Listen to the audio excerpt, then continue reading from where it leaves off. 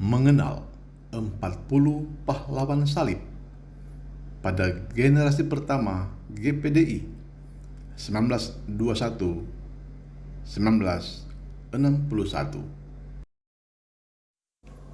Tanggal 4 Januari 1921, Richard van Claveren dan Cornelis Vreeswijk beserta keluarganya masing-masing berangkat dari Seattle ke Indonesia dengan kapal laut Suwamaru ke Yokohama, Osaka, singgah di Cina, lalu ke Pulau Jawa. Tanggal 23 Februari 1921 mereka tiba di Batavia atau Jakarta. Dari Jakarta melalui Mojokerto, Surabaya, Banyuwangi dengan menumpang kapal Valkenburg, mereka tiba di Singaraja, Bali pada bulan Maret 1921. Pemerintah Belanda melarang hamba-hamba Tuhan ini menetap dan menginjil di Bali dengan alasan takut merusak kebudayaan asli penduduk Bali. Oleh sebab itulah, menjelang Natal tahun 1922, kedua keluarga ini berangkat ke Surabaya. Kemudian keluarga van Claveren menuju ke Batavia. Di Surabaya, Rev. Cornelis Vreeswijk berkenalan dengan Nyonya Wijnen yang mempunyai seorang keponakan yang bekerja di BPM Cepu Shell, yaitu F.G. van Hessel. Januari 1923 dimulailah kebaktian Pantekosta yang pertama di Dieterding Boulevard Cepu. Tanggal 30 Maret merupakan tanggal paling bersejarah bagi GPDI karena tanggal tersebut diadakan baptisan air pertama di Pasar Sore Cepu untuk 13 orang. Baptisan ini dilakukan oleh Rev. Cornelis Vreeswijk dibantu oleh Rev. Johan Thyssen, seorang misionari dari Belanda. Nama-nama yang dibaptis pada waktu itu adalah 1.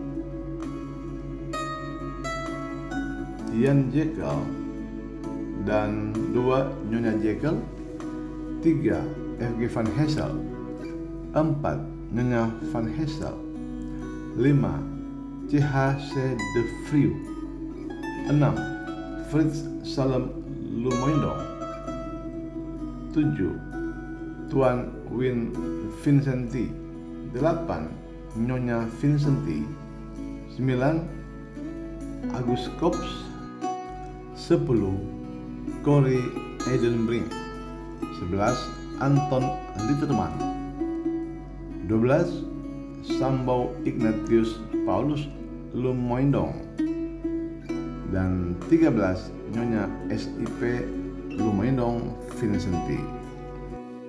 5 tahun sejak baptisan ini, ibadah di Cepu telah melahirkan 16 hamba Tuhan yang menjadi pionir-pionir gereja Pentakosta di Indonesia, dan mereka menyebar ke seluruh Indonesia.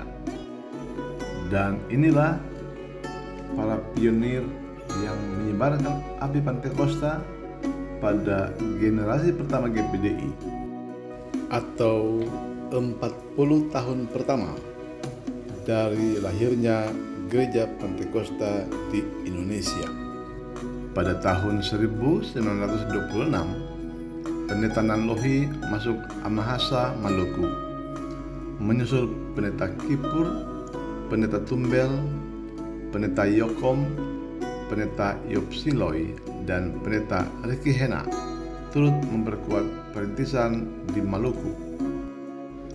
Tahun 1927, Pendeta Grunwald masuk Balikpapan, Kalimantan Timur. Pada 1928, Pendeta SIP Lumoindong masuk ke Jakarta. Pada ibadah perdananya diadakan di Jalan Ngupasan. Pelayanan tersebut dibantu oleh Pendeta T. Kim Koi atau lebih kenal dengan Pendeta Gideon Sutrisno. 1929, Pendeta Alexius Tambuwon dan Pendeta Jerepi masuk Manado, Sulawesi Utara. Ibadah perdananya diadakan di Langoan, di rumah keluarga W. Saerang. Pada tahun yang sama, pelayanan di Manado menjadi semakin kuat dengan datangnya Pendeta J. Lumenta dan Pendeta E. Lesnusa. Kemudian pada tahun 1930, Pendeta Albert Iokom tiba di Manado untuk misi yang sama. Pada tahun yang sama, Pendeta Debur masuk ke Kalimantan Timur, disusul kemudian oleh Pendeta Pati Rajawane dan Pendeta Rev. Wasel. Tetapi Pati Rajawane memperluas pelayanannya sampai ke Kalimantan Selatan, yang diperkuat lagi oleh kedatangan Pendeta Graftal, Pendeta J.J. Walewangko, dan Pendeta Lim Huaseng. Masih pada tahun yang sama, 1930, Pendeta Yonatan Itar membawa api Pantekosta ke Papua, dan dengan cepat api Pantekosta tersebut menyambar 350 daerah di Papua. 3 tahun kemudian, yaitu tahun 1933, Pendeta Runtuwailan dan Pendeta L.A. Panelaki ikut menyebarkan Injil di Manado. Dan pada tahun itu masuk ke Sumatera Selatan dan Lampung, yaitu Pendeta A.S. Siwi. Lalu 1934 datang juga turut ke Lampung, yaitu Pendeta F.L. Tobing, Pendeta Lahinda, Pendeta W.K. Simanjuntak, dan Pendeta Tampu Bolon. Kemudian tahun 1937, Pendeta Hutagalung masuk ke Teluk Betung, Bandar Lampung. Tetapi Hutagalung terpanggil ke negeri Belanda. Akhirnya pelayanan dipercayakan kepada Pendeta Kana Sukmo. Dan tanggal 11 Februari 1988, Pendeta Sukmo meninggal dunia. Akhirnya pelayanan dilanjutkan oleh Pendeta D.A. Supit. Tahun 1938, Pendeta J.M.P. Batubara Senior masuk ke Lahat dan Lubuk Linggau.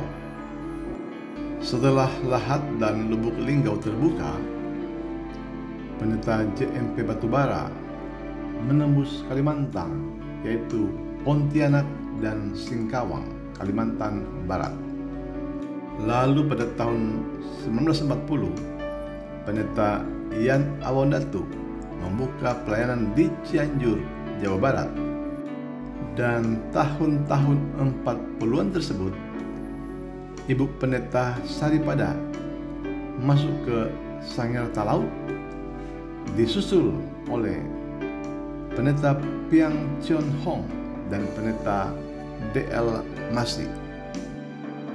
Pendeta Stefanus Rioto masuk ke Hulu Siau, Sangir Talau, tanggal 11 September 1948. Kemudian tahun 1956, Pendeta W.H. Bolang datang ke Medan mengadakan KKR di Stadion Teladan, Medan, yang kemudian melahirkan jemaat GPDI yang beralamat di Jalan Padang Bulan.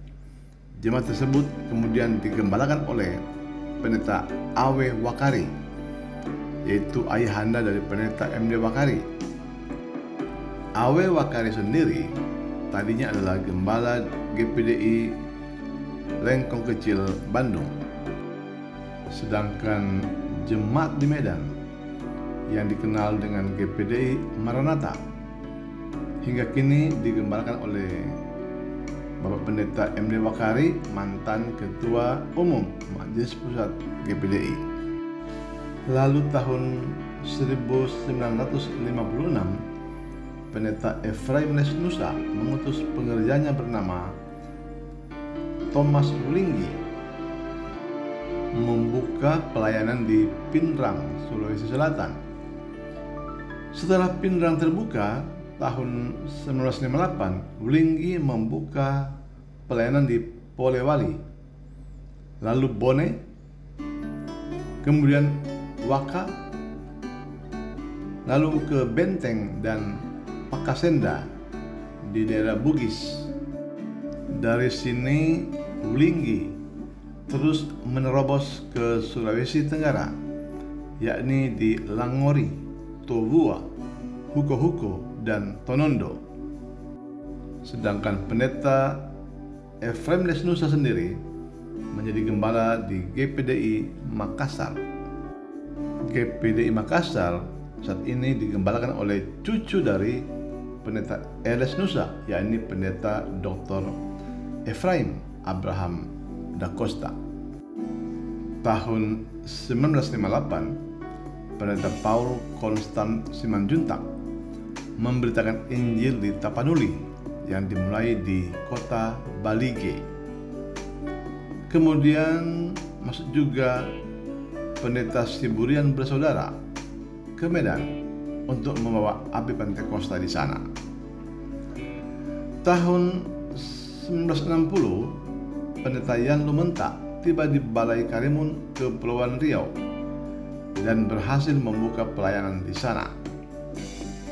Lalu pendeta GF Palit membuka pelayanan di Tanjung Pinang dan Tanjung Uban pada tahun 1962. Kemudian pelayanan di Riau semakin berkembang dengan datangnya pendeta Yotam Katuhe di Selat Panjang dan pendeta J. Kumayas di Dumai. Ya, inilah para pahlawan salib yang membawa api Pentakosta pada generasi pertama gereja Pentakosta di Indonesia. Dan kini GPDI telah memasuki generasi ketiga, di mana telah menghasilkan 20.000 hamba Tuhan yang tersebar di seluruh Indonesia dan mancanegara. Tentu saja ada begitu banyak hamba-hamba Tuhan yang tak tercatat, tak terpantau oleh indera kami. Namun nama-nama mereka ada tercatat di sorga. 1 Korintus 15 ayat 58 berkata bahwa usahamu dalam Tuhan jadi payamu tidak sia-sia.